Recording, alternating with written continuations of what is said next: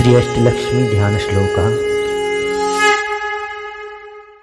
अष्टलक्ष्मी नमस्तुभ्यं वरदे कामरूपिणी विष्णुवक्षस्थलारूढे भक्तमोक्षप्रदायिनी शङ्खचक्र गदाहस्ते विश्वरूपिणी ते जयः जगन्मात्रे च मोहिन्ये मंगलम शुभमंगलम। अष्टलक्ष्मी ध्यान श्लोक अद्वितीय संस्कृत श्लोकों का संग्रह है, जिसमें माँ लक्ष्मी के 8 स्वरूपों का ध्यान एवं वंदन किया गया है। ये स्वरूप है आदि लक्ष्मी, संतान लक्ष्मी, गजलक्ष्मी, धनलक्ष्मी, धान्य लक्ष्मी, विजय लक्ष्मी, धैर्य लक्ष्मी और ऐश्वर्य लक्ष्मी।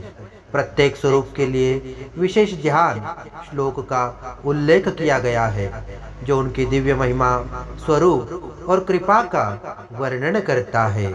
इन श्लोकों का पाठ एवं ध्यान करने से मानसिक शांति और सकारात्मक ऊर्जा का अनुभव होता है। यह स्तोत्र भक्ति और ध्यान की गहराई बढ़ाने में सहायक है। माँ लक्ष्मी के विभिन्न स्वरूपों की स्तुति करने से जीवन में धन, धान्य, विजय और ऐश्वर्य प्राप्त होता है। संतति, धैर्य और विजय के स्वरूपों का ध्यान पारिवारिक सौहार्द और समृद्धि प्रदान करता है। माँ लक्ष्मी की कृपा से जीवन के सभी दुख और कष्ट दूर होते हैं।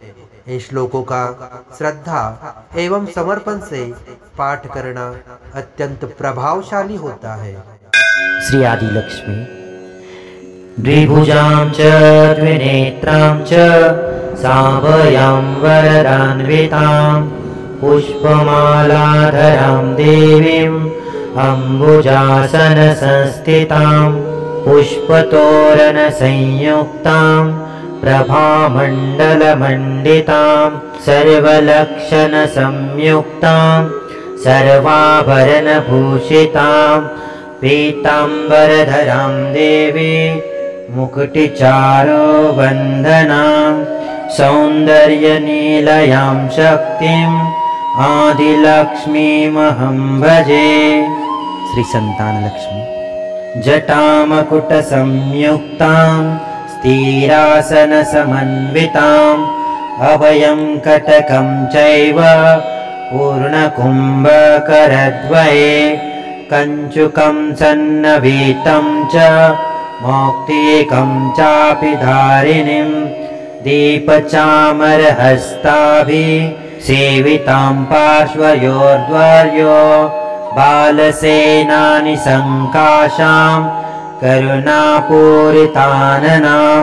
महाराज्ञानीं च सन्तान लक्ष्मीमिष्टार्थसिद्धये। श्री गजलक्ष्मी। चतुर्भुजां महालक्ष्मी गजयुग्म सुपूजितां पद्मपत्राभनयनां वराभयकरोज्ज्वलाम् ऊर्ध्वं करद्वयेचां च ददतिं शुक्लवस्त्रकं पद्मासने सुखासीनां गजलक्ष्मीमहं भजे। श्री धनलक्ष्मी।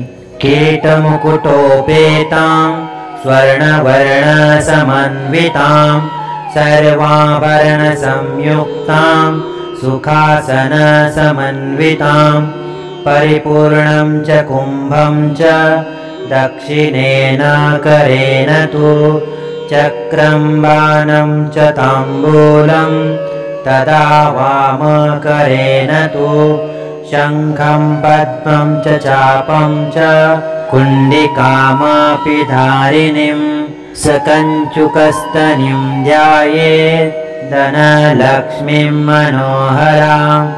श्री धान्य लक्ष्मी।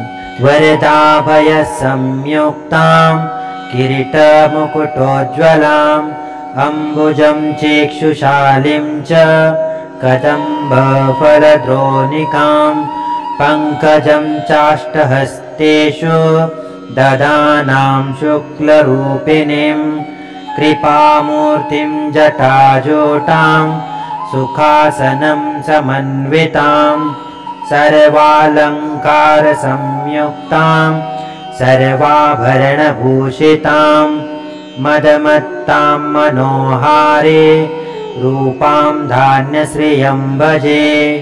श्री विजयलक्ष्मी अष्टबाहुयुतां देवी सिंहासनवरस्थितां सुखासनां सुखेशीं च किरीटमुकुटोज्ज्वलां श्यामाग्निं कोमलाकारां सर्वाभरणभूषितां खगं पाशं तदा चक्रं भयं सव्यहस्तके केटकं चाङ्कुशं शङ्खं वरदं वामहस्तके राजरूपधरां शक्तिं प्रभासौन्दर्यशोभितां हंसारूढां स्मरे देवीं विजया विजयप्रदे।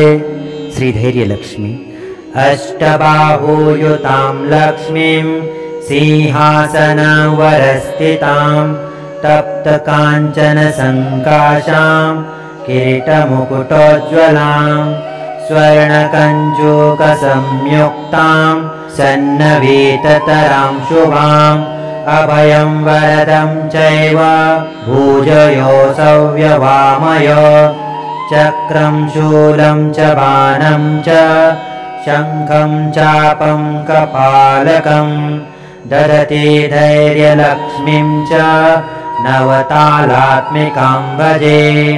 श्री ऐश्वर्यलक्ष्मी चतुर्भुजां त्रिनेत्रां च वराभयकरान्विताम् अब्जद्वयकराम्भोजाम् अम्बुजासनसंस्थितां ससुवर्णकठोराभ्यां प्लाव्यमानां महाश्रियं सर्वाभरणशोभाढ्यां शुभ्रवस्त्रोत्तरीयकां चामरग्रहनारीभिः सेवितां पार्श्वयोर्द्वयो आपादलम्बिवसनां करण्डमुकुटां भजे।